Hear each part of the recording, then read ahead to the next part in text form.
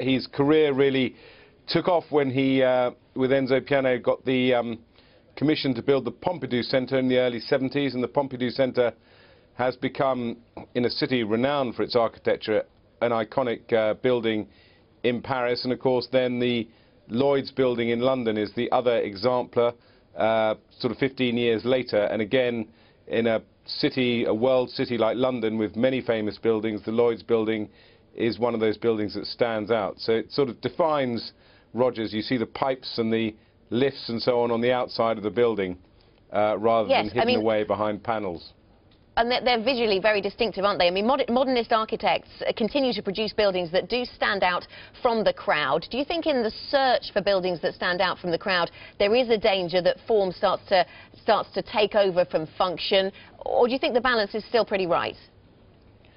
Well, there's often a criticism of modern architecture that sometimes the form takes over from function. Recently, people have criticised the Lloyd's building as being expensive to maintain, and of course, the use of glass, which is comparatively recent over the last 50 years or so, is another thing that sometimes concerns people, particularly in terms of temperatures of buildings. So there is some element of critique, if you like, but I think that what we also have to put in the mix is the fact that the buildings are a joy to visit, and I hope a joy to work in. People enjoy going to work in a building that's distinctive, as I'm lucky enough to go and work in the Houses of Parliament, for example. It becomes a marketing tool as well. I mean, the Lloyd's building is known all over the world, and the Pompidou Centre is a marketing tool for Paris. So there's a balance to be struck, and obviously, as technology and so on advances, these buildings also get better. Modernists, of course, often at odds with traditionalists. In the UK, this battle is illustrated by the likes of Richard Rogers falling out with Prince Charles, as has happened on a number of occasions. Where do you think that's left us, that battle in the world of architecture? Well, I think there is an artificial divide. I think that people who like older buildings, heritage buildings, often feel that they're at war with modernists. But Richard Rogers himself lives in a pretty traditional building in central London, although inside it's very modern.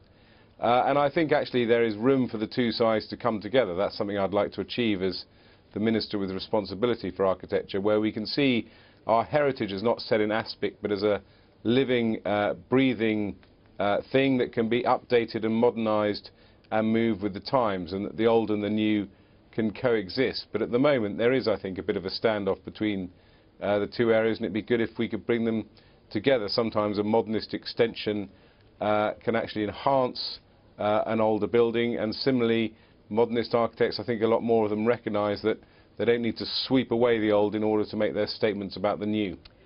Richard Rogers is, of course, an architect who really believes in the importance of planning and in the importance of shared public spaces. This, I'm guessing, has ramifications far beyond the UK as we witness huge urbanisation in other parts of the world. Do you think his legacy, he hasn't finished designing yet, of course, but do you think his legacy stretches beyond these shores? Yeah, I think it's massively important. He was the first architect to give the prestigious Reith Lectures, which are the annual lectures in Britain named after the first head of the BBC. They're very famous lectures on the BBC. He was the first architect to give those lectures, and they turned into a book, Cities for a Small Planet, which says it all. We live in a small planet, our resources are constrained, and we are an increasingly urban world, 80% of the population living in urban areas. So planning is as important, if not more important, than actually architecture and buildings, because we've got to learn to continue to live on a human scale.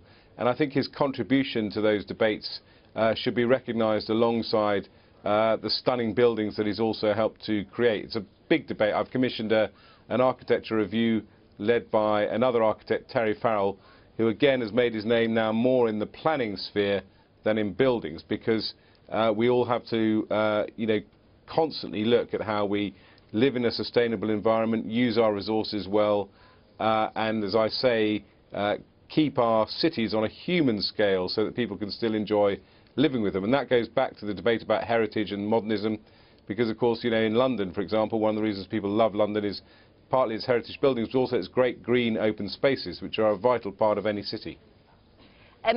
Richard Rogers was recently asked by a Bloomberg News reporter which of his buildings, which of his designs was his favourite. He said that his designs are a little bit like children. It's a little bit difficult to pick a favourite. If you had to pick a favourite minister, which one would you go for?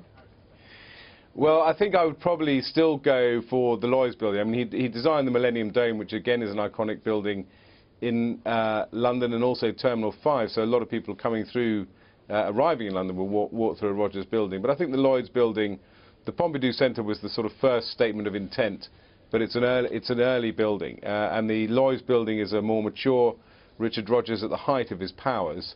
And it really is a joy to go to, and a very iconic building, and it's one of the most spectacular buildings, I think, not just in London but in the world. I think it says so many things about his approach to architecture, and also again it's a sort of uncompromising building. It is in the heart of the city, the medieval city of London, if you like, but it's very, very confident. It doesn't bow to its more venerable surroundings, if you like. And it makes this great statement, and it means that, you know, Lloyd's of London, as the insurance registrar of the world, is world famous as well. So if I had to choose, I would probably do that. But again, as you say, it probably goes against the spirit of what Richard Rogers was saying, which is to treat all his buildings equally. I was lucky to list his first domestic building, which he built for his parents, which is in Wimbledon in South London, which I think is now on the market for something close, approaching £3 million. So if any of your viewers want to live in a Richard Rogers building, now's their chance.